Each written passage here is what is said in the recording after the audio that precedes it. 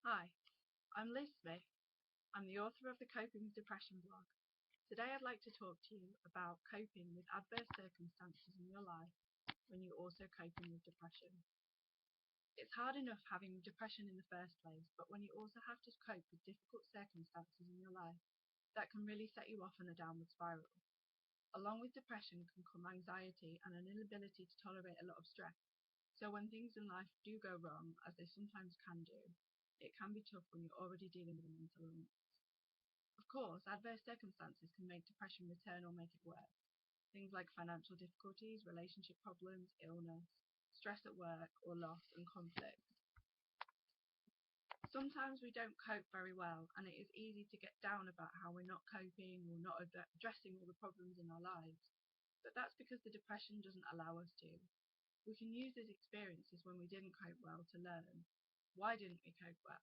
In my case, recently, it was because I didn't identify that my depression was triggered and I didn't put myself on alert, so to speak, to the signs of depression coming back.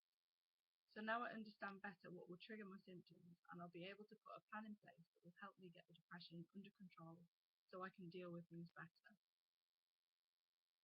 People with depression are often really sensitive little souls, and sometimes things can really seem like they can't be solved, but actually we can solve our problems with a bit of work. A trusted friend or family member can help you to put things in perspective if you run things by them, but this needs to be someone who will be honest with you.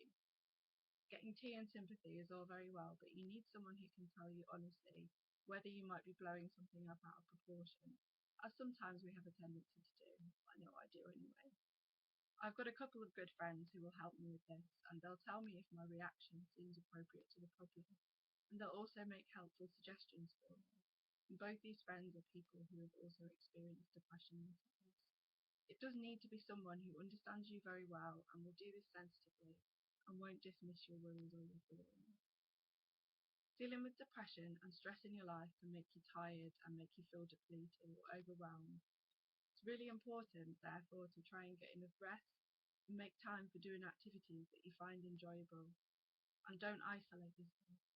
When you're dealing with adversity and fighting on all fronts, it's tempting to focus only on your problems 24/7, but you need to take a break from them.